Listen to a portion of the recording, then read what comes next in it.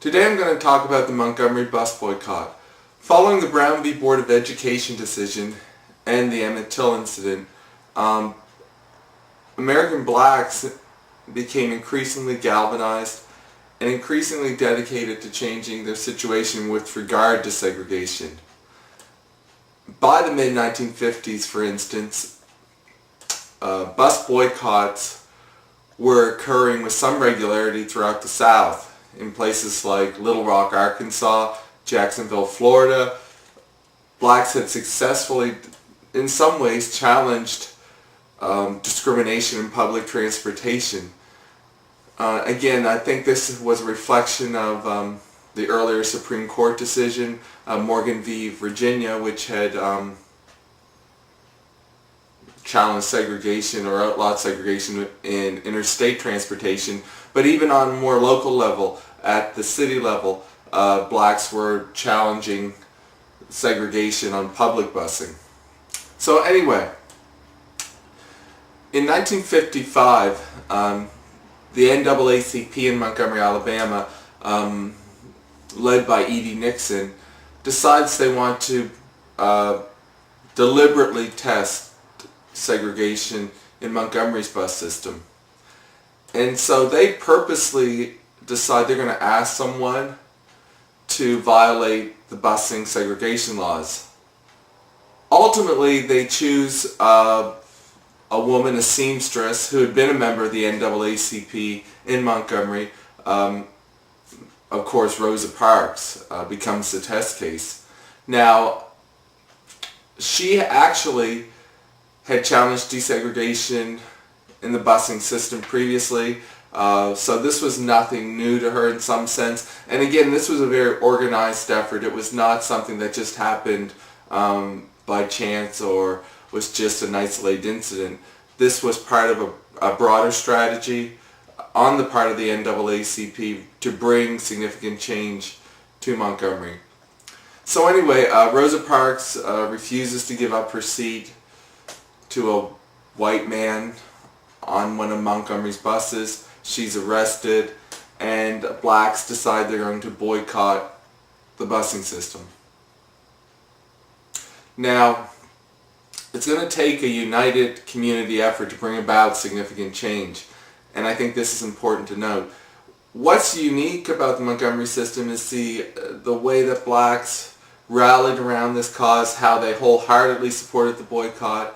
The buses became, in some cases, became essentially empty. I mean, 2/3 of the passengers that used public transportation were black, and so you can imagine how the boycott hurt not only the busing itself, but also the local businesses downtown perhaps as well. And so initially when blacks begin this boycott, they don't really have a sense about how long it's going to last, and they really don't know exactly what their specific goals are. However, over time, what you're going to see is that blacks realize that their ultimate goal should be to challenge segregation and overturn segregation in Montgomery, especially in the public busing, of course. What's compelling about the Montgomery situation is how, again, the black community united in this boycott.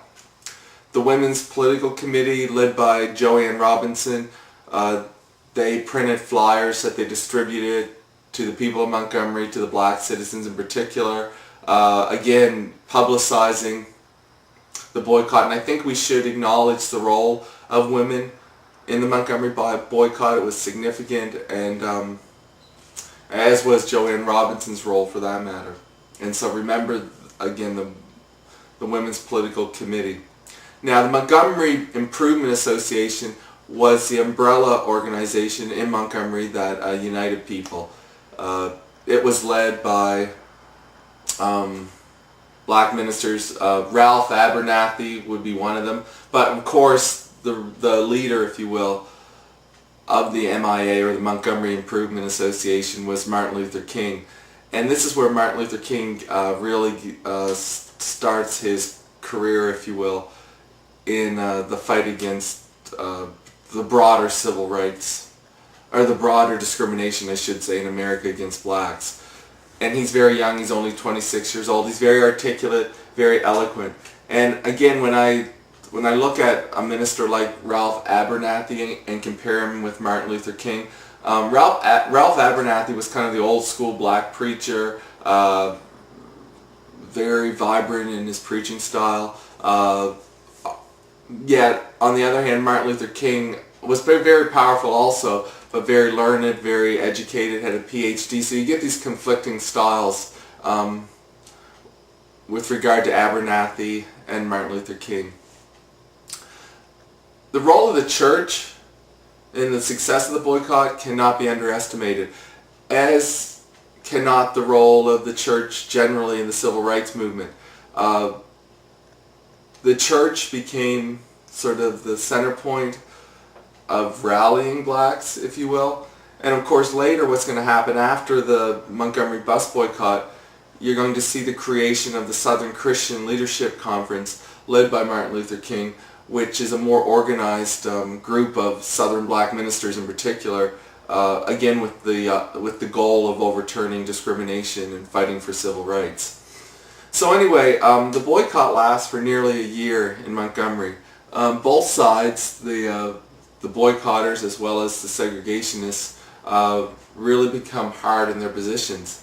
White Southerners didn't, in many cases, or most cases probably, wanted to maintain segregation. So what you're going to see in Montgomery, but throughout the South for that matter, is the organization of what are called white citizens councils, which were basically mass rallies or mass meetings of whites dedicated to maintaining segregation.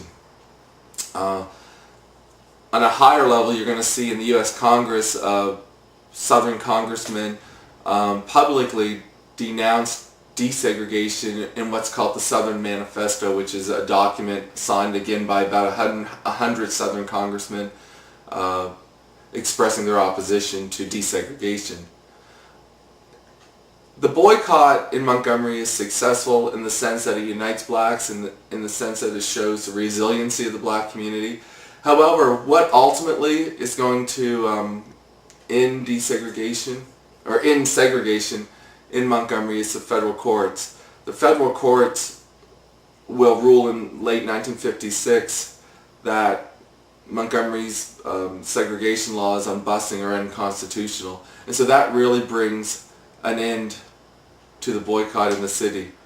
So there you go. I think again, you look at the role of the courts, it's important, but also I think in the case of the Montgomery Bus Boycott, it's a very symbolic event, a very important event, in the sense that it brings to the fore Martin Luther King to the top of the black leadership in the civil rights movement. It also shows the ability of the black community to organize itself, it shows the resiliency of the black community, and again it shows the role of the Christian church in fighting for civil rights. So I think all of those things are important and really should be considered when you look at the Montgomery Bus Boycott.